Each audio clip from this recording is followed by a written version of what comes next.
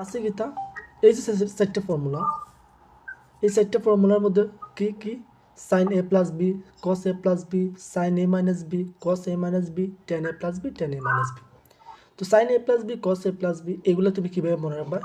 আমি এইভাবে মনে রাখবা। আমি তোমার কই সাইন, দেখো সাইনের শুরুর যে ওয়ার্ড এগুলো কিন্তু এস এস দিয়ে তুমি ওলা মনে রাখবা এগুলো সিঙ্গেল, মানে এই সূত্রের মধ্যে নানি তারা একটা একটা থাকে, সিঙ্গেল সিঙ্গেল থাকে। দেখো সাইন কস কস সাইন সিঙ্গেল সিঙ্গেল আছে, এভাবে মনে রাখবে আর কি তুমি।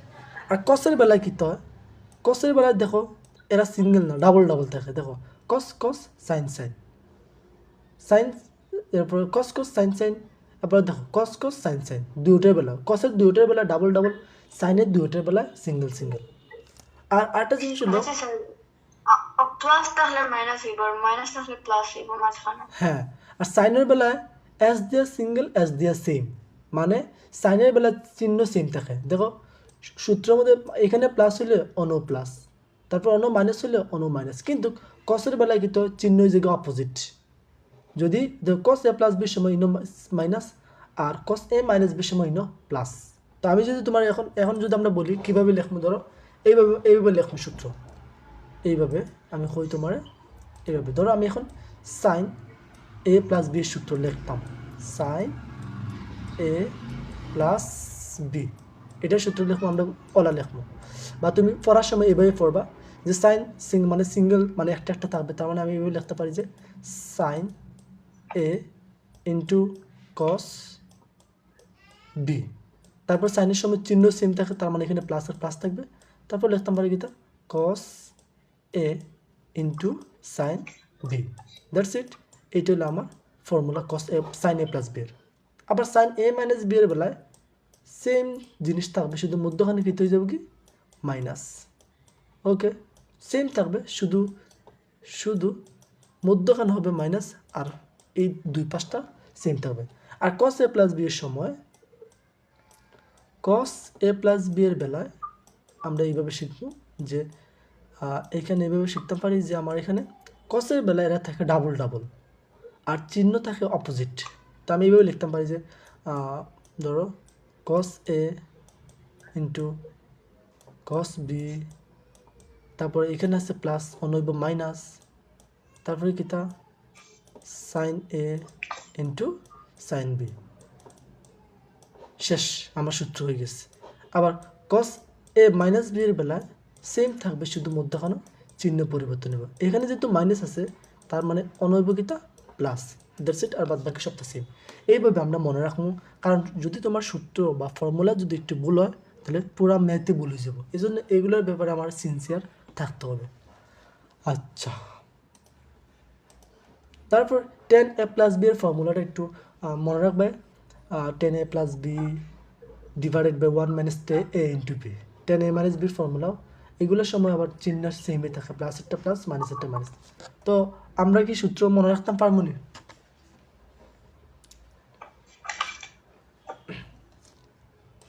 পারবো, হ্যাঁ। ওকে, এরপরে তুমি ম্যাথ। এখন এই দেখো সাইন 75, এই ধরনের ম্যাথগুলো কীভাবে করবে? খুবই সিম্পল। আমরা যে সময় এই সমস্ত ম্যাথ পাইবো তখন আমরা এই যে নাম্বারটা আছে এই নাম্বারটাকে আমরা ভাঙবো, কিন্তু কী দিয়ে ভাঙবো? আমরা অলওয়েজ বাংলা ট্রাই করবো এই সমস্ত সংখ্যা দেওয়া, 30, 45, তারপর 60, তারপরে 90, কারণ এগুলো দিয়ে ভাঙবো, কারণ এগুলার মান আছে। প্রত্যেকটা ত্রিকোণমিতিক ফাংশন সাইন 30, টেন 30 বা কস 30 সবগুলোর কিন্তু এগুলোর মান আছে, এই জন্য আমরা ট্রাই করবো এগুলো দিয়ে ভাঙতাম। তোমার ধরো 75, এখন তুমি দেখবা যে এগুলোর মধ্যে কোনটা যোগ করলে আমার 75 হয় অথবা বিয়োগ করলে 75 হয়। যেমন তারা কী করছে 45 প্লাস 30, তো 45 প্লাস 30 তারা করছে, তো এইভাবে করছে আর কি। ধরো আমার আছে কি সাইন 75 আছে, তো সাইন 75 তারা চিন্তা করলো এই 75 আমি ভাঙবো বা কোন সংখ্যা যোগ করলে আমার 75 হয়। যেমন 30 প্লাস কত 30 এবং 45 এবং 30 যোগ করলে আমার হয়ে যেতেছে এখানে 75। তাহলে আমরা লিখতে পারি কি এভাবে, তুমি লিখতে পারো 45 প্লাস 30, এভাবে লিখতে পারো। ওকে, এরপরে দেখো এখন এই 45 এ ধরো আর এটাকে তুমি বি ধরো, তাহলে কিন্তু সাইন এ প্লাস বি এর ফর্মুলা পড়ে। তাহলে এখন তুমি sign A plus B formula পড়লে তাহলে তুমি লিখতে পারো কি সাইন, ওই যে আগের সূত্র যেটা sine A into cos b cos B মানে 30, প্লাস আছে প্লাসে থাকবে, সাইনের বেলা চিহ্নের পরিবর্তন হয় না। তারপরে কস এ মানে কস 45 ইন্টু সাইন বি সাইন 30। এখন আমরা মান বইব, তো তুমি যদি মান বসাও সাইন 45 এর মান মেবি 1/√2, তারপরে কস 30 ডিগ্রি মান কত, root 3/2 রুট 3/2 3/2 প্লাস কস 45 এর মান হলো কত 1/√2। 1/2 সাইন 45 এর মান কত দেখো তো। sin 45 হুম এটা তো চেঞ্জ হয় না স্যার sin 45 আর cos 45 তো সেম সেম 1/√2 ওকে। আর সাইন 30 ডিগ্রি মানে হচ্ছে হাফ। তাহলে এবার তুমি এগুলো যদি ক্যালকুলেটরে মারো তাহলে তুমি তোমার কাঙ্ক্ষিত আনসার পাইবা। That's it. এই ম্যাথগুলো এইভাবে করে মোটামুটি এগুলো সহজে এইভাবে। পরবর্তী যেগুলো হচ্ছে দেখো সাইন 15 আসলো, এটাকে কী করছে 45 থেকে 30 বিয়োগ করছে, বিয়োগ করলে আমার তখন সাইন এ মাইনাস বি এর ফর্মুলা দিয়ে এই ম্যাথটাকে সলভ করছে। আচ্ছা ঠিক আছে, এরপর এটাতে আসো।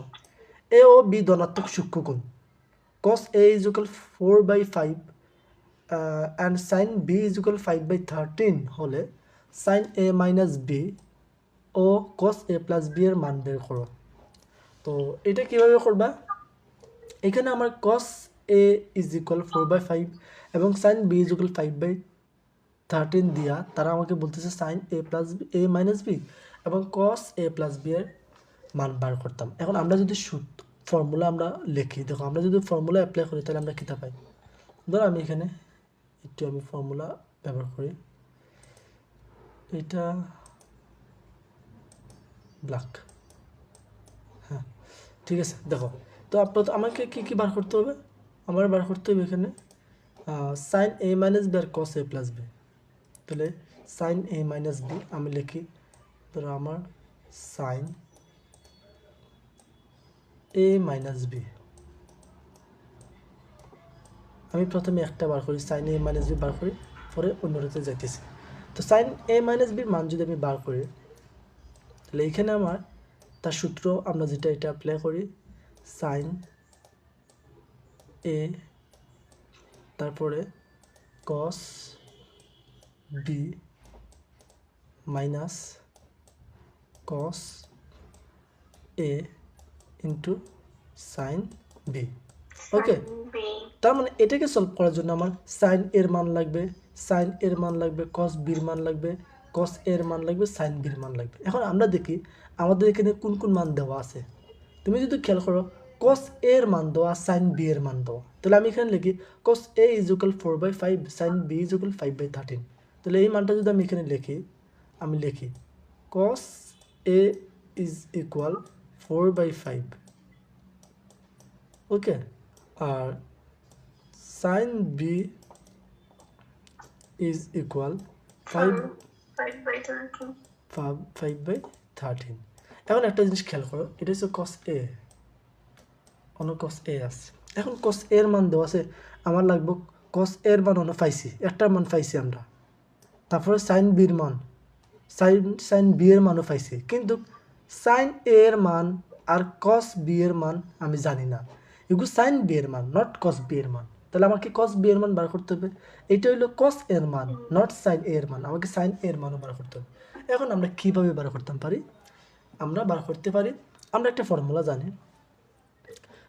তুমি যদি বলো আমি এখানে চিত্র আঁকে বার করবো, এখানে চিত্র আঁকে বার করা পসিবল না, কারণ এখানে আমার চিত্র আঁকাইয়া বার করা পসিবল তো, চিত্র আঁকানোর থেকে আরও বেটার একটা অপশন হিসেবে তুমি এই ফর্মুলা দিয়ে করে ফেলা, এটা দিয়ে করতে পারবে।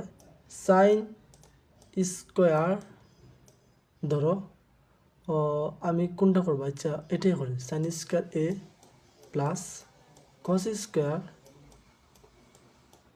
এ সমান 1, এরকম একটা ফর্মুলা কিন্তু আমরা জানি না। এখন এটা দিয়ে আমরা ইজিলি বার করতে পারি তোমার সাইন এর মান কীভাবে দেখো, এই কস একে যদি আমি সমান চিহ্নের ওই সাইডে নিই তাহলে সে ওই সাইডে গিয়ে মাইনাস হইব। তাহলে আমি লিখতে পারি sine square A is equal 1 minus cos square 1 minus cos square A. cos square আর এখানে আমরা কিন্তু কস এর মানও জানি, কস এর মানটা আমরা এখানে বইমু।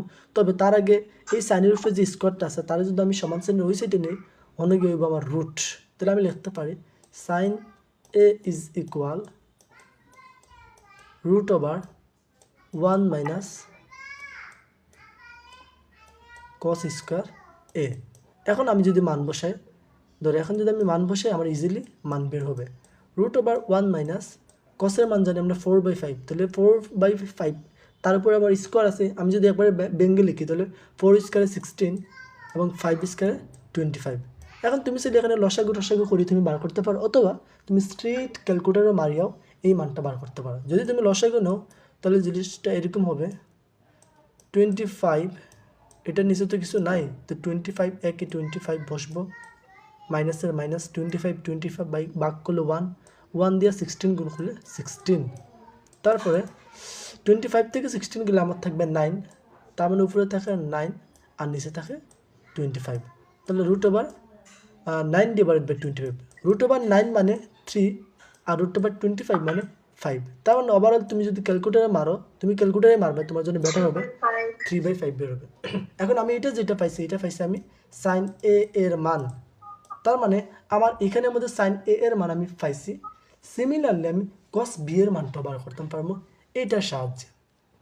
কীভাবে দাও, এখানেও আমি লিখতে পারি কি সাইন বি স্কোয়ার, এখন আমি বি নিয়ে sine B square plus cos B square is equal 1, B square is equal 1 আমি লিখতে পারি। তারপর আমার মান দরকার সাইন বি এর, এই জন্য আমি কস বির ওই সাইডে পাঠাইলে আমি আমার দরকার কস বি, তাহলে আমি সাইন বির ওই সাইডে পাঠাইব। তাহলে আমার এখানে থাকবে cos square B is equal 1 minus sin square b sine square B. তাহলে আমি এখন যদি মান বসাই তাহলে cos square B is equal 1 minus, আচ্ছা এখান থেকে এই স্কোয়ারের কাটিয়ে আমি ডিরেক্ট ওখানে রুট বানায় দিই। তাহলে 1 মাইনাস সাইন বি এর মান আমরা জানি 5/13, তাহলে আমি এখানে 5/13 যদি একবারে ভেঙে লিখলে স্কোয়ার যেটা আছে ক্যালকুলেটারে মারলে তুমি মানে জিনিসটা এরকম আর কি 5/13, তার উপরে আবার কি দিতে হইবে স্কোয়ার দিতে হইব। আর আমি যদি একবারে ভাঙে লিখি তাহলে আমার হবে 1 মাইনাস 5/25 আর 13 হবে 169 ক্যালকুলেটারে মারলে তুমি পাইবা। তারপরে তুমি যদি এটা ক্যালকুলেটারে মারো 12/30 কত বারো 12/13 হ্যাঁ 12/13, তাহলে ধরো আমার এখানে 12/13 বের হলো। তাহলে এখন এই যেটা মান বাড়ছে সেটা বাড়ছে আমার কস বি এর মান। তাহলে আমার হাতে বর্তমানে কস বি এর মানও আছে, সাইন এ এর মানও আছে, সবগুলো মান বর্তমানে আছে। এই সবগুলো মান যদি তুমি তাদের নিচে বসাও তাহলে তুমি তোমার কাঙ্ক্ষিত আনসার পাইবা। যেমন সাইন এ এর মান আমরা পাইলাম কত 3/5, তাহলে আমি এখানে লিখবো কি 3/5। তারপর ইন্টু কস বি এর মান আমি পাইলাম 12/13, তাহলে আমি এখানে লিখতে পারি 12/13 মাইনাস কস এর মান আমার এখানে আছে 4/5 ইন্টু সাইন বি এর মান আছে 5/13। এরপর তুমি হিসাব করবা, হিসাব করে তোমার যা হবে ক্যালকুলেটারে মানলে তুমি সেটাই হবে তোমার কাঙ্ক্ষিত আনসার। মেন জিনিসটা হলো আমরা কীভাবে মানটা বার করছি, এটি হলো আমার মেন থিং। এটা কি বুঝছো? বুঝছি, খাতার তুলতে দাও বাদে তো ভুলে যাই। ওকে ছোটো করলাম একটু, তো পুরোটা একলগে দেখা যাবে।